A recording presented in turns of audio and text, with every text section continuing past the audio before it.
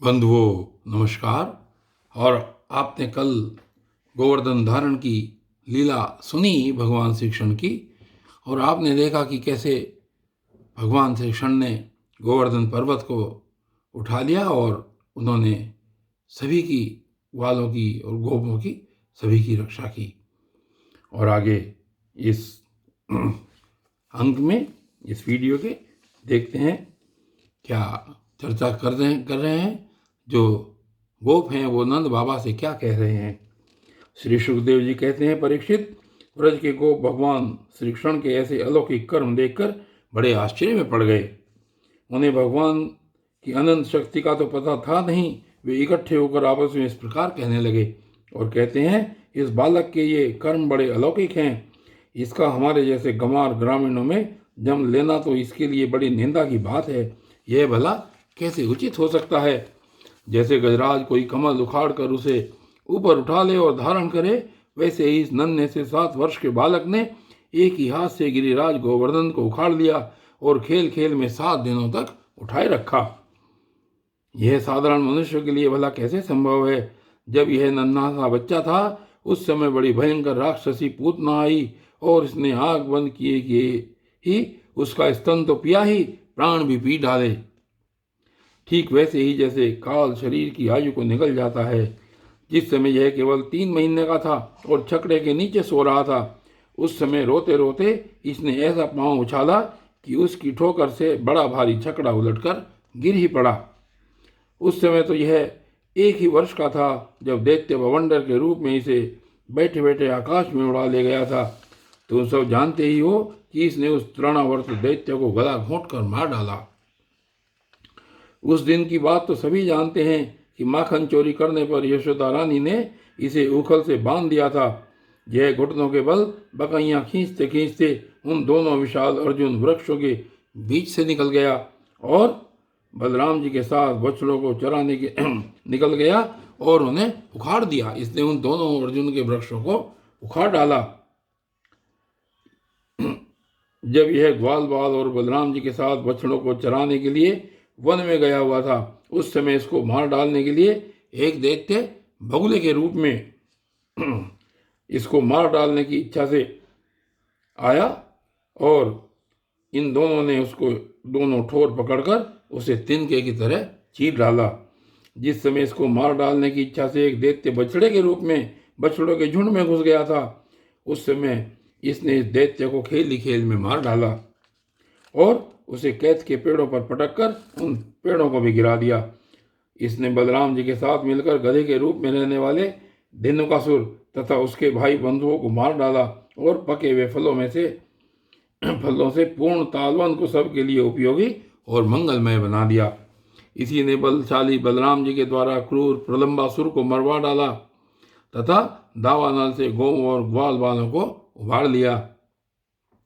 यमुना जल में रहने वाला कालिया नाग कितना विषैला था, परंतु इसने उसका भी मान मर्दन कर उसे बलपूर्वक देह से निकाल दिया और यमुना जी का जल सदा के लिए विष रहित अमृतमय बना दिया। ऐसी ऐसी बातें सब आपस में कर रहे हैं, जो उनके पुराने चरित्र हैं उनको याद कर रहे हैं। और आगे कहते हैं कि नंद जी, हम यह भी देखते हैं कि तुम्हारे इस सांवले बालक पर हम सभी ब्रजवासियों का अनंत प्रेम है और इसका भी हम पर स्वाभाविक ही स्नेह है। क्या आप बतला सकते हैं कि इसका क्या कारण है। भला कहाँ तो यह 7 वर्ष का नन्हा सा बालक और कहाँ इतने बड़े गिरिराज को 7 दिनों तक उठाए रखना। ब्रजराज, इसी से तो तुम्हारे पुत्र के संबंध में हमें बड़ी शंका हो रही है। नंद बाबा ने कहा, गोपों, तुम लोग सावधान होकर मेरी बात सुनो। मेरे बालक के विषय में तुम्हारी शंका दूर हो जाए, क्योंकि महर्षि गर्ग ने इस बालक को देखकर इसके विषय में ऐसा ही कहा था। तुम्हारा यह बालक प्रत्येक युग में शरीर ग्रहण करता है। विभिन्न युगों में इसने श्वेत, रक्त और पीत ये भिन्न भिन्न रंग स्वीकार किए थे। इस बार यह कृष्ण वर्ण हुआ है।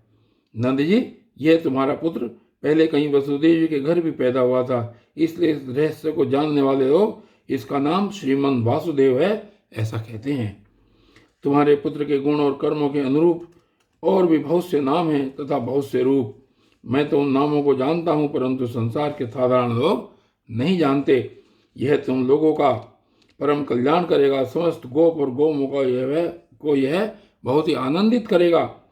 इसकी सहायता से तुम लोग बड़ी बड़ी विपत्तियों को बड़ी सुगमता से पार कर लोगे। व्रजराज, पूर्व काल में एक बार पृथ्वी में कोई राजा नहीं रह गया था। डाकुओं ने चारों ओर लूट खसोट मचा रखी थी। तब तुम्हारे इसी पुत्र ने सज्जन पुरुषों की रक्षा की और इससे बल पाकर उन लोगों ने लुटेरों पर विजय प्राप्त की। नंद बाबा, जो तुम्हारे इस सांवले शिष्य से प्रेम करते हैं वे बड़े भाग्यवान हैं। जैसे विष्णु भगवान के कर कमलों की छत्र छाया में रहने वाले देवताओं को असुर नहीं जीत सकते, वैसे ही इससे प्रेम करने वालों को भीतरी या बाहरी किसी भी प्रकार के शत्रु नहीं जीत सकते। नंद जी, चाहे जिस दृष्टि से देखें, गुण से, ऐश्वर्य और सौंदर्य से, कीर्ति और प्रभाव से, तुम्हारा बालक स्वयं भगवान नारायण के ही समान है। अतः इस बालक के अलौकिक कार्यों को देखकर हमें आश्चर्य नहीं करना चाहिए। गोपों, मुझे स्वयं गर्गाचार्य जी का यह आदेश देकर अपने घर चले गए। तब से मैं अलौकिक और परम सुखद कर्म करने वाले इस बालक को भगवान नारायण का ही अंश मानता हूँ। जब ब्रजवासियों ने नंद बाबा के मुख से गर्ग जी की यह बात सुनी, तब उनका विस्मय जाता रहा, क्योंकि अब वे अमित तेजस्वी श्री कृष्ण के प्रभाव को पूर्ण रूप से देख और सुन चुके थे। आनंद में भरकर उन्होंने नंद बाबा और श्री कृष्ण की भूरी भूरी प्रशंसा की।